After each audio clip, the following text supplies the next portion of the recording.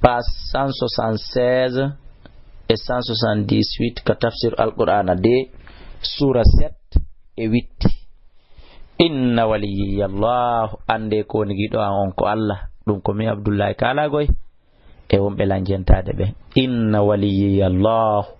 ande ko ni wali an on ko ni gido an on ko heftudo fi an on ko Allah subhanahu wa ta'ala. Yo Allah won heftudo fi an, yo Allah won gido an, yo Allah wadan gido makko, yo Allah wadan mo hefti fi mudum min e durriya an e wonbe lanjentade ya rabbal alamin. Alladhi Allah nazzala alkitaba jipindo deftere nden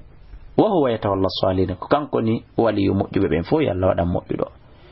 Walladhina din tad'una di wondo rewde min dunillahi ko hewta Allah la yastati'una kon yo di wawata nasrakum wallugol on wala afsam wona e hore majji yansuruna di wawi wallude. Wa in tad'uhum si on noddidi ila huda faade pe walla asma'u dinanata wa tarahum ayyidino yanzuruna hidindara ilayka faade ma wa hum ta kanjila bisiruna di sutak sana murundum peccangal no lesa ha moƴƴi labina waɗa gite puttini sa yi asika di puttini ɗi daari. Khudil afwa kono an jogo yaafo e woni yaafotoɗo tun an julɗon wa'mur yamira bil urfi ko moƴƴi wa aridil ɓurnoɗa anil jahilina ga e majjuɓen.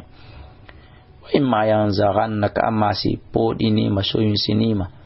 min ash-shaytani morde shaytan nazghun o ñande fasta'id billahi haray molor Allah inna on Allah sami'un ko nana walibun alimun ko andudo. Innal ladina andena ben ittaqaw hulbe Allah idha massahum saywani min bi ta'ifun bone na shaytan imurde iblisa tadakkaru be wajito fa idha hum ta'akam be mubsiruna hibe ya fewno don ko duwa wadede e ko hana accede. Wa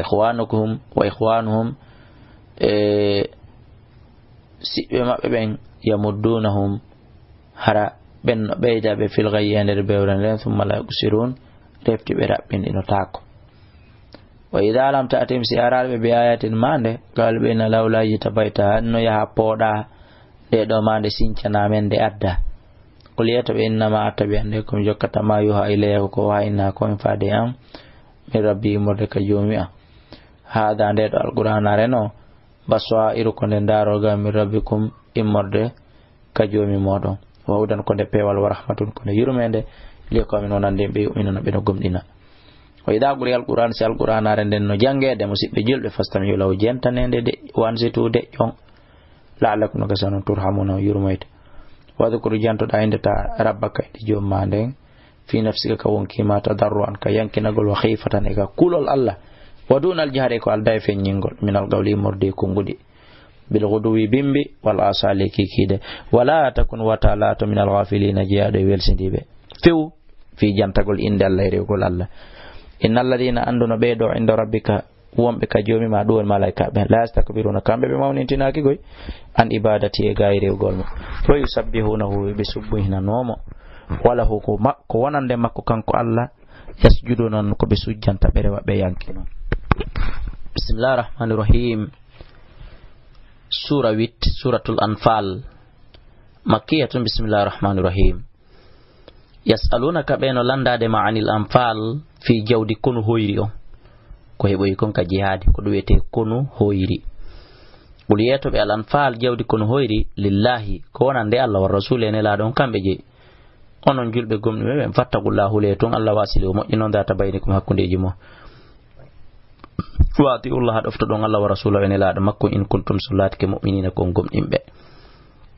Innamal mu'minuna ande gomdimbe be alladina ko ben idha dhukira Allah si inde Allah den jantama wajilat hoyay yankino qulubum berde mabbe den.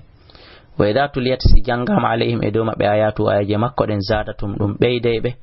imanan gomdinal e kadi wa ala rabbihim ka jomi mabbe yatawakkaluna on ko be holori. Alladina ben yuqimuna salata be no nyibe julde mabbe den wa mimma razaqnahum yogay ko mi arsike be ko yunfiquna be ta sadaka. Ulaika ben humul mu'minuna ko be gombe ben haqqan ka gonga lahum nawdan be darajatun darjaji inda rabbim nokku ka joom mabbe wa maghfiratun e yafuye wa rizqun yarsika karimun teddudo. Kama akhrajaka no yaltinirma ni rabbuka joom ma min baytika ittuma ka suduma bil haqqi sabu gonga Madina. Wa inna fariqan an tayfedde gominal mu'minina immurde gomdi be la karihuna ko be anyuno be yaltugol gol yaha. Yujadiluna ka be wenjirde ma fil haqqi gonga kan ba'da ma tabayyana bawle ka bangi ka feñi